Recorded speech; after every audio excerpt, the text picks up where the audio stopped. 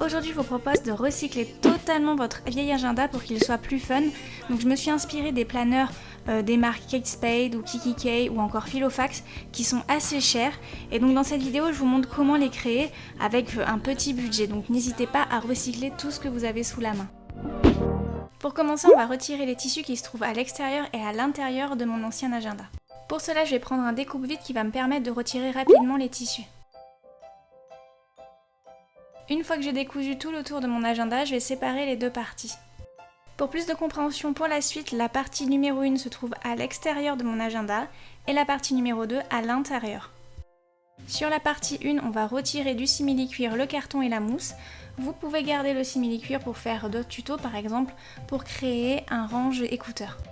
Je prends la partie numéro 2 et je vais détacher le tissu du carton, donc je peux aussi m'aider du découpe-vite.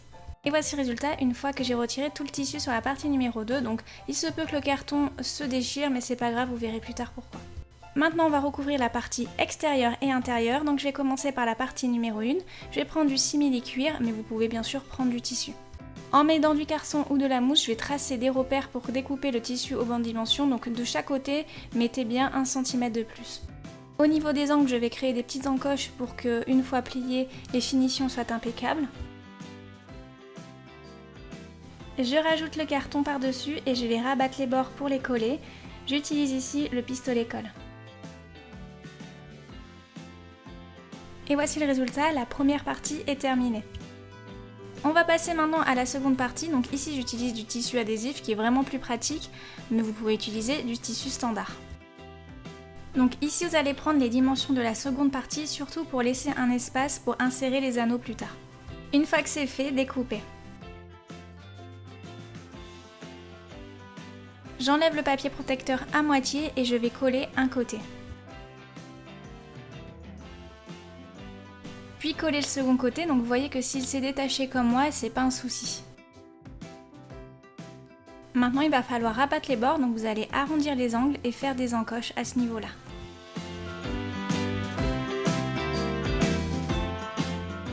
Et voici le résultat une fois terminé.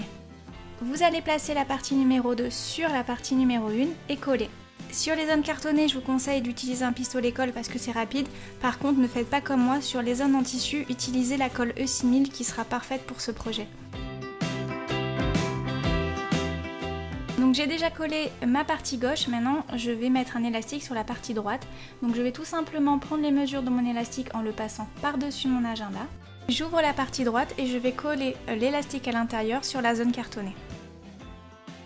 N'oubliez pas de rabattre les extrémités de l'élastique sur lui-même. Je passe l'élastique derrière la partie extérieure et je vais tout simplement coller le second côté. Voici le résultat.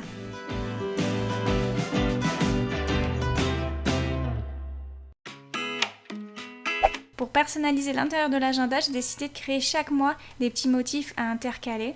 Pour cela, je vais imprimer 2 fois la même image et je vais les découper aux dimensions des papiers de mon agenda. Je les colle ensemble.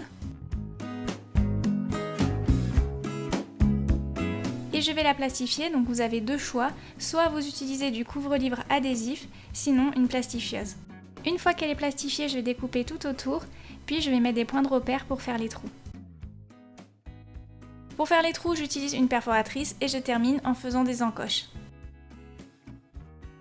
Maintenant, vous pouvez facilement insérer votre intercalaire et vous allez voir le résultat sur plusieurs mois.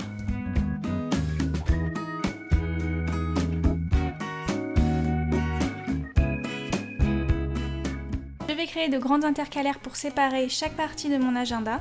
Pour cela, j'imprime en 2 fois l'image que je désire et j'utilise les intercalaires qui sont déjà fournis dans mon agenda. Je trace les contours, je les découpe et je plastifie le tout comme vous l'avez vu précédemment. Une fois que j'ai percé et mis des encoches, je vais organiser mon agenda en 4 grandes parties, donc à vous de voir comment vous souhaitez l'organiser.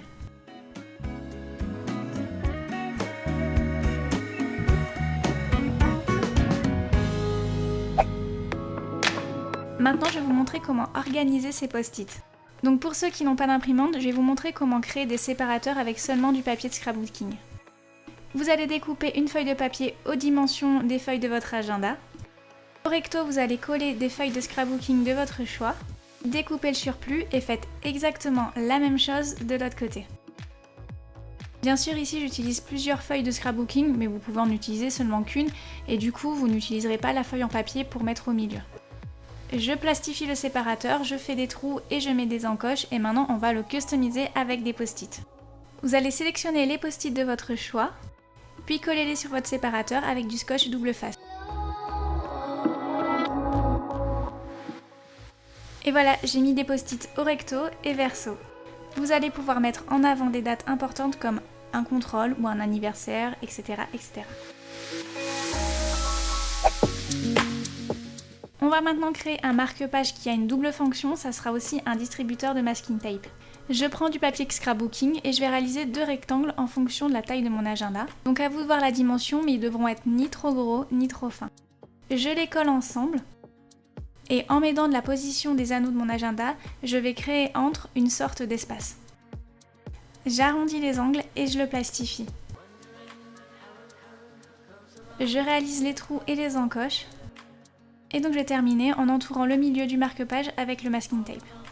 Donc bien évidemment, comme le marque-page est plastifié, je vais pouvoir enlever sans problème le scotch.